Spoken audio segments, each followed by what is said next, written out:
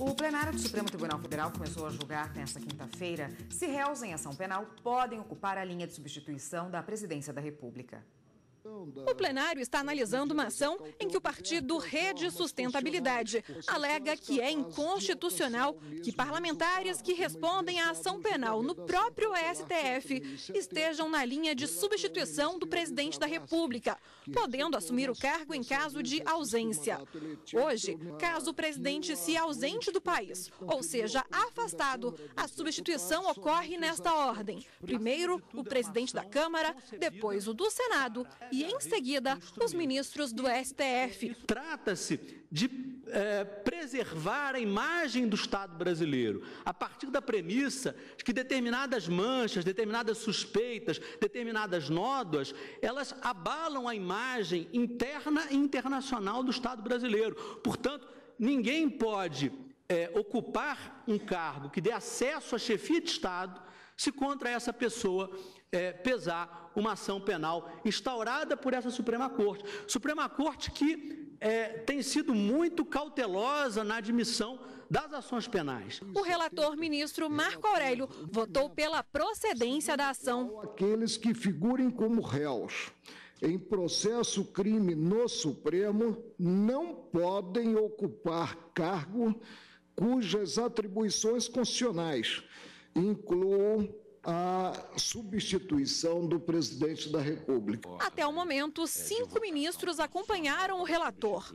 Os ministros Edson Fachin, Teori Zavascki, Luiz Fux, Celso de Mello e a ministra Rosa Weber. Se a condição de réu em processo criminal torna incompatível o exercício da presidência da República, ainda que em caráter eventual, pelo ocupante de cargo integrante da linha sucessória e de substituição, a incompatibilidade, na minha compreensão, também se manifesta com o exercício desse mesmo cargo.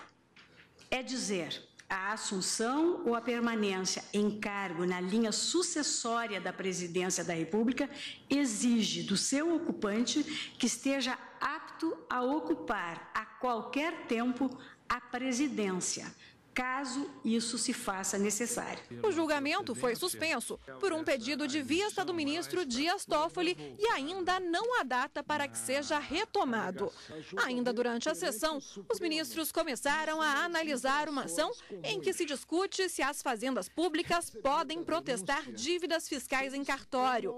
A Fazenda Nacional alegou que o índice de recuperação de créditos com protesto é de cerca de 20%, enquanto que na execução é de apenas 1%. Na ação, a Confederação Nacional da Indústria alega que o protesto das dívidas é uma espécie de sanção política.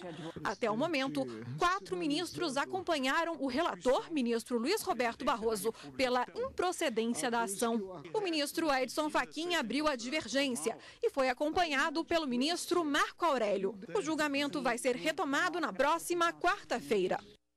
Bom, e para conversar com a gente sobre essa sessão de ontem no Supremo Tribunal Federal, está aqui no estúdio a consultora jurídica da TV Justiça, Karina Zuccolotti. Boa tarde, Karina. Boa tarde, Érica. Bom, 2 julgamentos iniciados na sessão de ontem, né? Mas o grande destaque, como todos sabem, é esse aí da substituição da linha da Presidência da República. Qual o preceito fundamental violado que traz essa ação?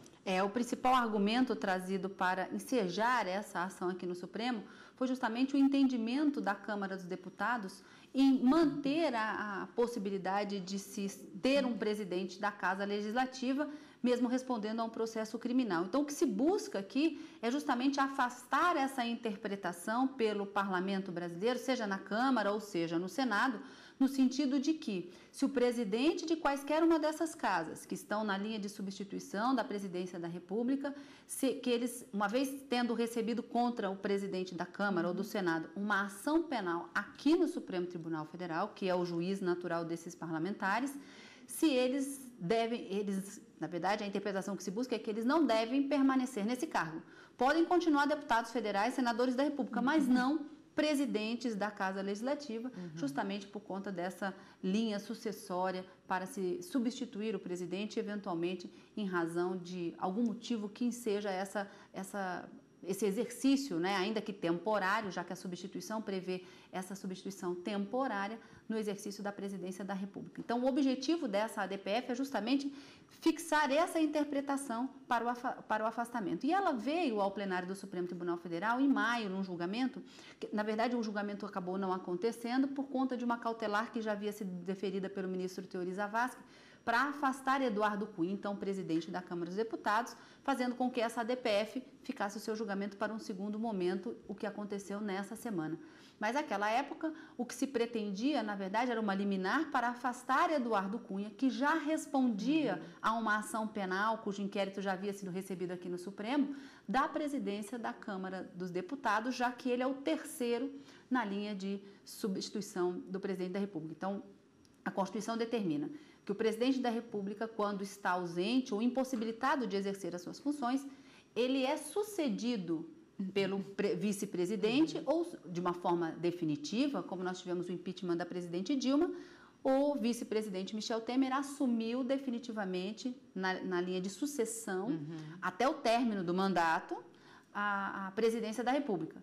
E depois e o vice-presidente também ele é substituto. Quando o presidente viaja, por exemplo, para representar o Brasil na Organização das Nações Unidas, por exemplo, ele está em missão oficial, quem assume a presidência é o vice. Então, ele é sucessor e substituto natural.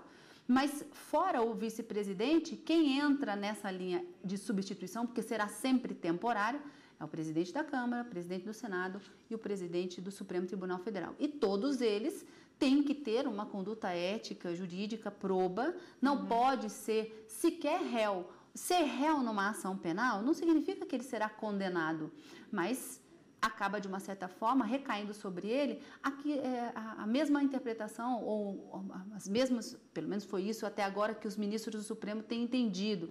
Embora haja uma decisão não consolidada, há uma maioria formada, mas o julgamento ainda deve continuar porque o ministro Dias Toffoli pediu vista.